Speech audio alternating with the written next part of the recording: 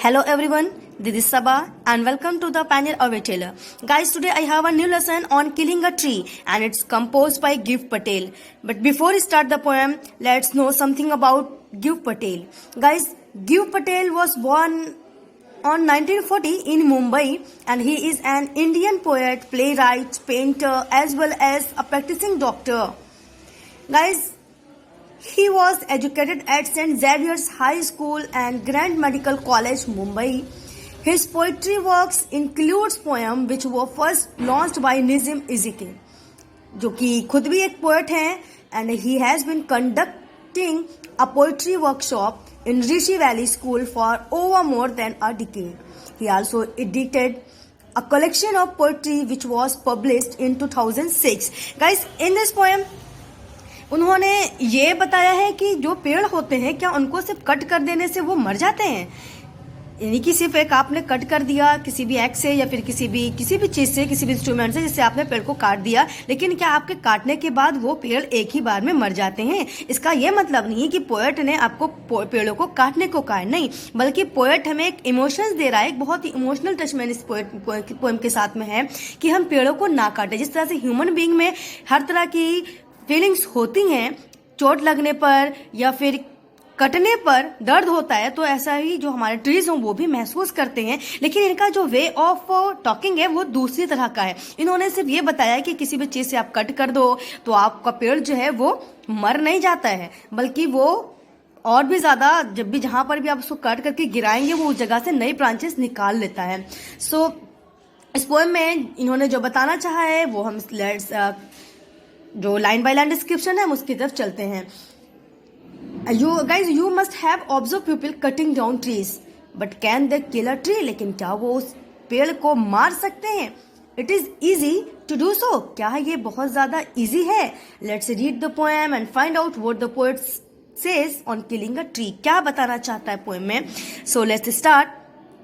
It takes much time to kill a tree, not a simple jab of the knife will do it. Poet क्या कह रहे हैं हमारा कि क्या किसी भी ट्री को किल कर देना एक सिंपल जॉब है? जैब कहते हैं सडन ब्लो को, यानी कि बहुत ही अचानक जो आकस्मिक वार किया जाता है उसको कहते हैं। क्या किसी भी ट्री पर आपने अचानक से उसको काट दिया या अचानक से उसके ऊपर वार किया किसी भी नाइफ से, तो क्या उसको आप आराम से किल कर सकते हैं?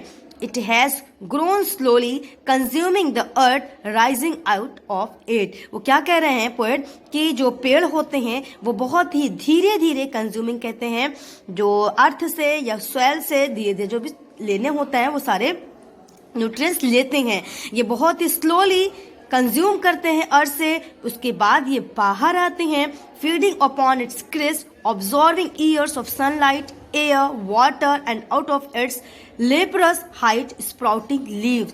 फिर जो भी क्रस्ट होता है उसका, जो भी वो ऑब्जर्व करते हैं बहुत सारे सालों तक, चाहे वो सनलाइट हो, चाहे वो एयर हो, चाहे वो वाटर हो, वो उसको ऑब्जर्व करते हैं। उसके बाद वो अपने लीप्रस हाइट कहते हैं डिसकलर्ड बार्क को, यानी कि जो उनकी जो बार्क होती है उसका जो कलरलेस होता है, तो उनको वो बाहर की तरफ निकालते हैं और फिर अपनी पत्तियों को धीरे धीरे फैलाते हैं, जैसा कि आप इस फोटो में भी देख सकते हैं कि पहले एक बीज पड़ती है, फिर उससे धीरे धीरे से उसमें से कोपल निकलती है और फिर वो छोटा सा पौधा बन जाता है।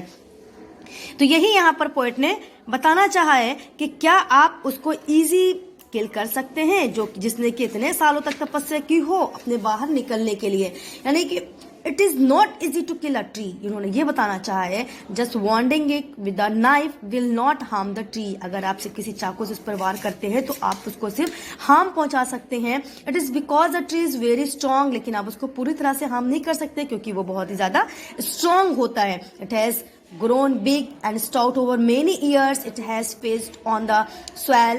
It has sucked in water, air and sunlight to grow up. It puts forth new leaves. ये फर्स्ट पैराग्राफ था आपका। नेक्स्ट पैराग्राफ पर हम आते हैं।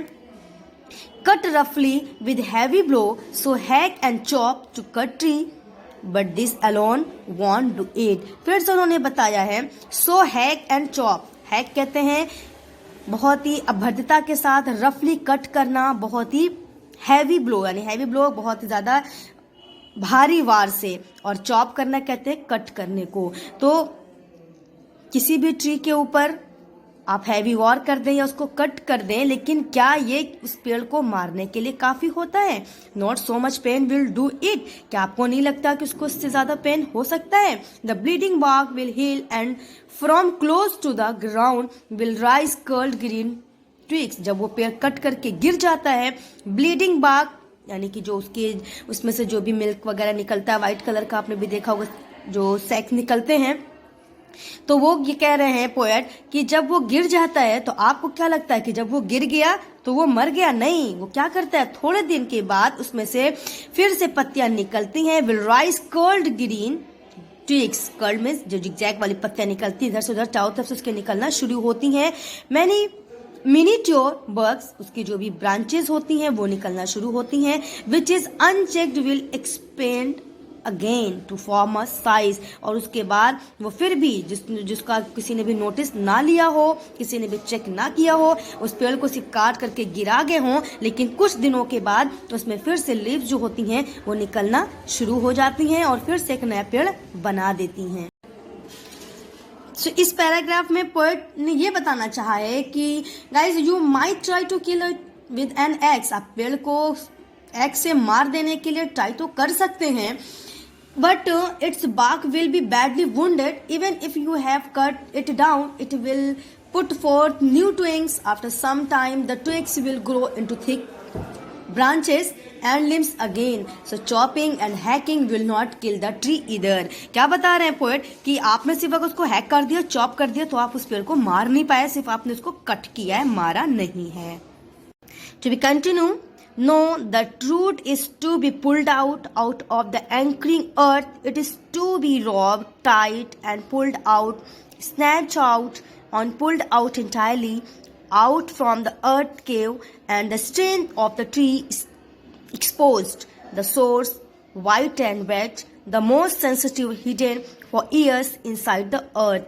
इस पैराग्राफ में पेड़ क्या कह रहा है, जो यानी कि आपने जो पेड़ को कट कर दिया और आपने उसको गिरा दिया, तो आपको क्या लगता है कि वो आपने उसको किल कर दिया? नहीं, उसकी जो रूट्स हैं वो क्या करती हैं, pulled out, to be pulled out. आपको अगर किसी पेड़ को मारना है तो आपको क्या करना होगा, उसकी जो रूट्स हैं उसको भी पुल्ड आउट करना होगा, out of the anchoring earth. Anchoring earth कहते हैं जो एंकर क्या करते हैं, एंकर किसी भी चीज को एक जगह पर रोक कर रखता है, तो हुक की तरह से होता है। तो उन्होंने यहाँ पर जो पेड़ की जड़ है, जो उसकी रूट्स है, उसको भी ये बताया है कि आपको अगर उसको किल करना है तो पूरी तरह से उसको अर्थ की एंकरिंग से छुड़ाना होगा, पूरी तरह से उसको डिग करके निकालना होगा। It is to be roped, tied and pulled out, और आपको उसको रस्सी से बांध करके बाहर की तरफ खींचना होगा, फिर स्नैप्ड आउट, उसको कट करना होगा, और पुल्ड आउट इंटायरली, या तो फिर पूरी तरह से आपको उखाड़ करके फेंक देना होगा।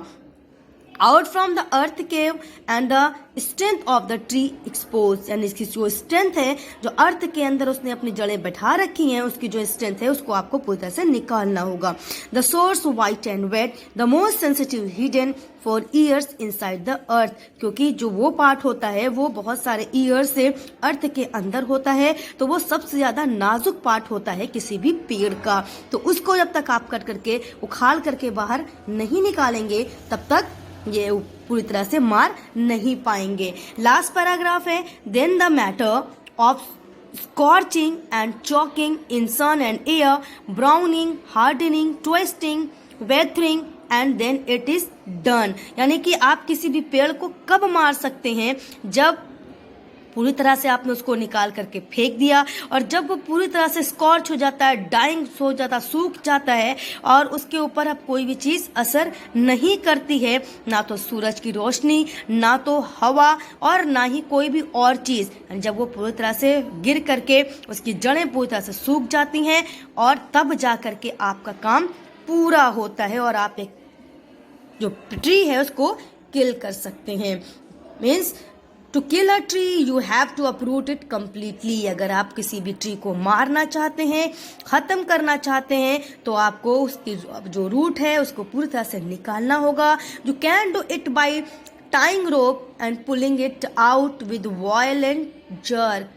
Once the root is out, the tree loses all its strength, but even then it is not dead. It will be dead when it dries up. Then only it will not be able to sprout again. यानी इसके बाद ही वो कभी भी, जब उसकी जड़ें निकल जाएंगी तो फिर वो कभी भी नहीं लग पाएगा. सो ये थी आपकी पोयम, जो पोएट ने आपको एक इमोशंस दिए हैं कि आप इतनी आसानी से किसी भी पेड़ को नहीं मार सकते, नहीं कट कर सकते, जिसने इतनी सदियां इस अर्थ के अंदर, जिसकी जड़ों ने उसको मजबूती दी हो. तो अगर आप किसी को मारना चाहते हैं तो उसकी पूरी तरह से उखाड़ना पड़ेगा. इसका ये मतलब नहीं कि पोएट ने आपको पेड़ को कट करने का मैसेज दिया, नहीं, बल्कि उन्होंने इसके थ्रू एक इमोशंस दिया है हम लोगों को कि इतनी मेहनत करके जो पेड़ उगता है, जो पूरी तरह से अपने सेंसेस के साथ में अपने सदियों की एक जो उसकी लाइफ होती है, कई सालों की, उस अर्थ के अंदर उससे स्ट्रेंथ लेकर के वो उसमें रहता है, तो उसको हम लोग कट